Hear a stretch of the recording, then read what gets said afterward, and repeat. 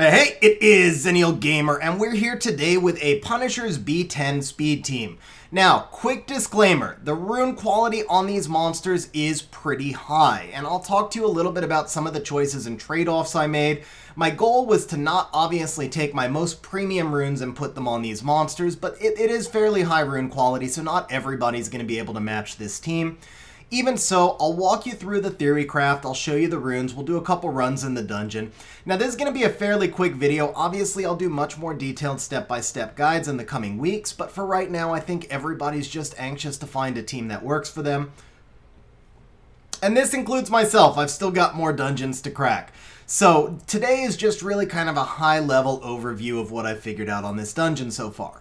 Now, first and foremost, the key to this boss is managing speed. Obviously, the boss is super fast to begin with. He's got attack bar boosting from the side crystals, he gets speed buffs, he steals turns, and he takes less damage the faster his attack speed is. So what we're trying to do is basically outspeed him, turn cycle, and make sure that he doesn't get that speed buff. To that end, we've got two strippers on this team. Chilling and Mantura both strip. Mantura strips on his skill 1, and so does Chilling, which is skill 1 is a really important key here. Now, we've got two Rauks. I actually built the second Rauk just for this team. Both Rauks will run team-ups. So the Rauks can bring the Chilling or the Mantura with them to strip that speed buff if the boss has it. We have two monsters that add a slow debuff, which is, again, Mantura and Chilling. Mantura adds slow on his skill 2, which isn't as great, but Chilling does add it on his skill 1. Once again, the Rauk team-up means that the Chilling can add that slow to the boss. We have the attack bar boosting in Vertigile, and again, with the two team-ups from the Rauks, that means we get even more attack bar boosting. On top of that, I've put the Vertigile in Triple Revenge. Now you'll see the Verti is at 218 speed. He's the slowest monster on my team. I can't tell you the exact bottom speed, but it's really close to 218. Your entire speed team is going to need to be around 218. Now here's why. It's not the Vertigile. He would get a turn even if he was much slower. It's the lapping. So if the Vertigile is at 218 and everybody else is faster, then everybody else is going to get to lap based on the Vertigile attack bar boost. Now, obviously, if Verti counters, or if he goes with the Rauks on a team-up, then that speed level wouldn't matter. But trying to neutralize the RNG as much as we can, that's about the speed minimum. When I had Verti at 210, I was getting lapped on the... I had Verti at 210 and one other monster at 212, and that other monster was not getting a second turn. So your lowest speed is going to be somewhere between 212 and 218, and since that's a small range, we're going to call it 218 for right now. Now, the other thing... all of these monsters, except for one of the Rauks, have an effective HP of at least 80,000. That Rauk I want to bring up to 80,000. I'm going to fix his runes in a little while. And I would suggest that you have effective HP of at least 80,000 on every monster in this team. A little bit higher if you can, because you're still going to take some hits no matter what. This will not nuke completely through the boss. Now, the last benefits of the Mantura. The Mantura actually is a pretty big key here. First of all, he's got an AoE defense break, which is what's going to allow you to clear through the waves really quickly. So what'll happen in an ideal world is that the Chilling goes with his buff, the Mantura does an AoE defense break, and then the Rauks clear the waves. In addition to that, Mantura is the only dark monster on this team, so that means that for the single target attacks of both the mid-boss and the end-boss, the Mantura is going to take all the damage on those single target attacks. And he is an HP monster that does damage scaling on HP. So I've actually got him in HP runes. I've got him in Swift because I'm bringing that speed up. And then obviously the accuracy is a very big key for him as well. A little bit of defense too, because we need him to be able to take lots and lots of damage from the boss. Now, I did try him in a Despair build earlier, and I honestly didn't notice much difference because the only stuns were coming on the waves, and the waves get cleared by the Rauks anyway. And he can't stun the mid-boss or the final boss, and I was able to get him in a higher accuracy build on the Swifts because I'm getting that speed boost from the set. So, our turn order here is the Chilling is going to go first. He's going to give us this AoE buff, assuming he doesn't derp, which gives us an attack speed boost. You'll notice we're also using the Vertigile attack speed lead, so everything is about getting lots of speed here.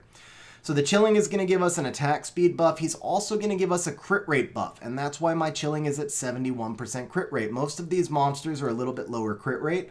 Now, they won't have a crit rate buff all the time. The Chilling is going to derp sometimes, obviously, But because we're looking for a lot of other stats on these runes, the trade-off I made was that I would shoot for 70 crit rate instead of shooting for 100.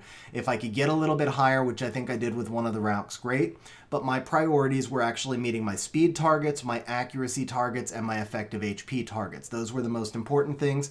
Now, all of these monsters are an attack crit damage attack. You'll see I actually haven't been able to max this one yet because I didn't have the mana, so he will start to do a little bit more damage. But everybody is an attack crit damage attack except for the Mantura.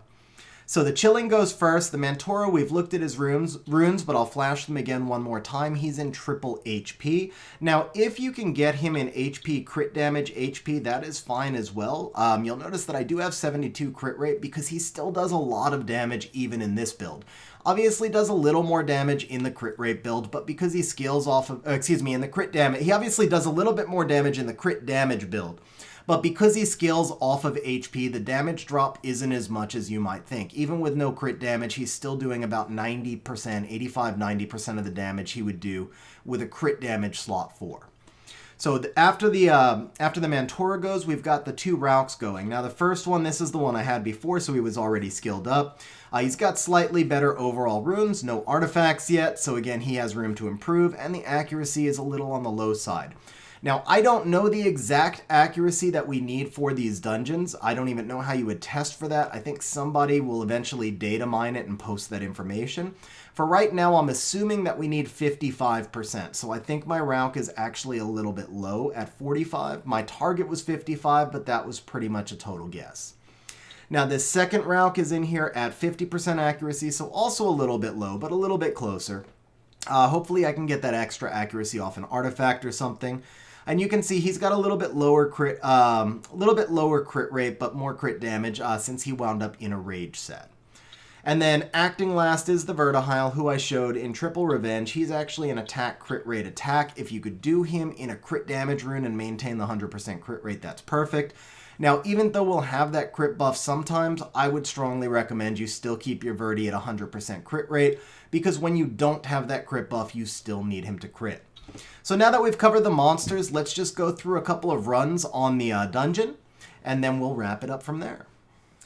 Okay, so I just had my second fail as I was recording this. Now I've had about 2 fails and 40 runs, so I don't know what the exact fail rate will be.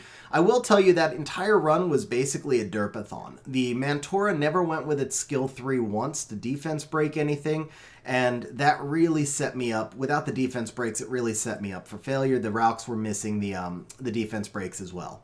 So definitely, though, I'm going to say this is not a 100% team yet, but as far as being able to auto-farm on a reasonable speed team, I think this is still like a really good start. It's going to need a little bit more fine-tuning. It also needs more artifacts.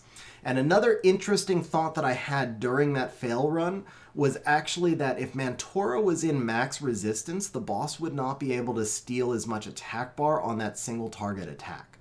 So I am probably going to switch my Mantura into a resistance build, even if it means giving up some of that crit rate, because the Mantura is not really the primary damage dealer here anyway.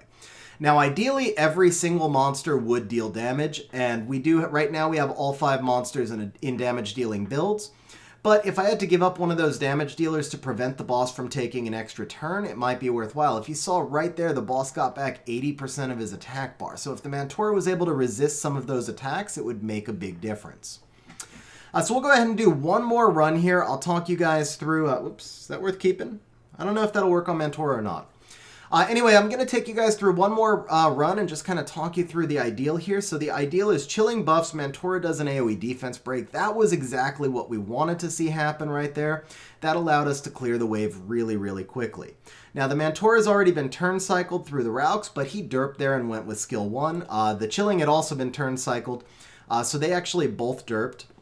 And that's going to happen, though. Unfortunately, the only monsters here that have perfect AI are the Rauks, but we still cleared the mid-boss relatively quickly. We got another derp from the chilling, but this time the Mantura did not derp, which means we are going to be able to get through the waves fairly quickly. And there you go. So we've now cleared the wave. The chilling gives us the crit buff. We get our defense break right at the start. Now, the chilling did get brought along in the team up there, but missed the slow debuff, unfortunately. So he got the slow debuff now. We've got our boss down to half, and then the other element of RNG here, of course, is going to be those Raux scratches. Obviously, the Raux can just go absolutely crazy if they choose to. You saw right there, the team up allowed us to strip and get another speed debuff.